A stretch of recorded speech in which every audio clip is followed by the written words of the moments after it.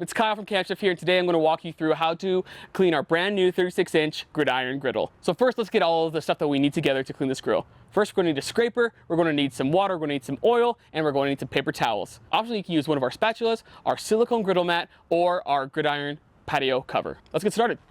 So we just got done cooking some smash burgers here on the griddle. As you can see, we have a bunch of onions, a bunch of leftover burgers, some oil, and we're going to get rid of all of this and make it shiny and look brand new.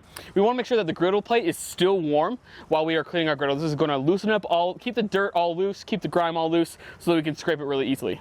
The first thing that we want to do is get rid of all the excess debris that's on the griddle right now. And it's going to be really easy. We'll just scrape everything into this new grease trough here at the front. Do a couple of passes, make sure we get all of that big debris gone. And there's going to be a couple of spots that are a little bit troublesome. You can just shove those down right into the grease trap. Just go ahead and scrape off any of these kind of burnt on bits. And if there are any that are giving you a little issue, take a little bit of water, spray it down on the part that you're having an issue, give it a scrape, and it should come right off.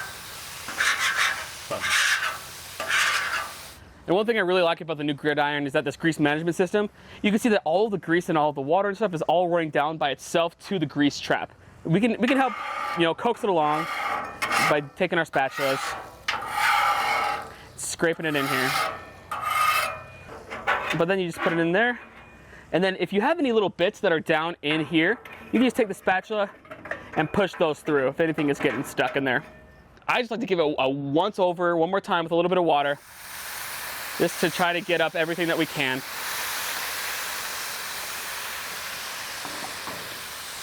And then just give one more quick scrape. Then I'll just give my griddle a good wipe down. Mine's not too hot, so I'm just going to do it with my bare hands, but if it's a little bit warmer, you can use a pair of tongs just to make sure that you're not burning yourself.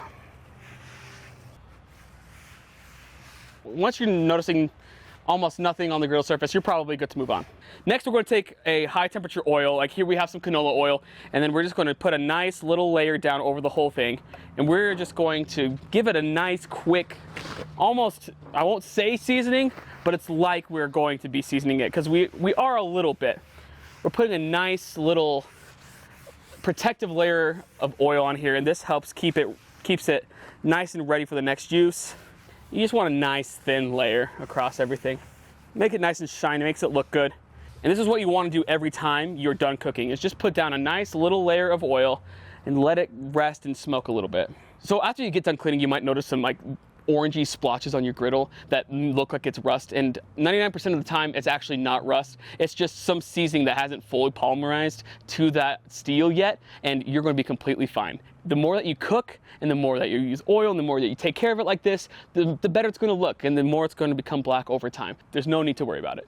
Now we can see that the griddle's starting to smoke, and this is that oil polymerizing onto the steel itself. And so once this is calmed down and you don't see any more smoke, then we're good to move on. So if you have any bigger messes, like you have something that is really stuck on there that water won't get off, we make a cleaning kit that comes with some scouring pads, and if you need to redo your seasoning, it also comes with some pumice stones, and it comes with this plunger to put down the actual grease trough to help remove excess debris. But we were really lucky today. This is a really easy cleaning, and so last few things that we have to do is just wipe off the front plate, wipe off the shelves, and then we'll be good to go.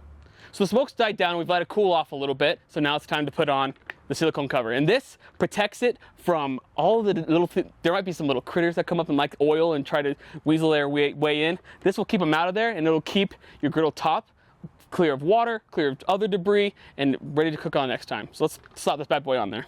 So we'll just slide this on there, put that below the screws.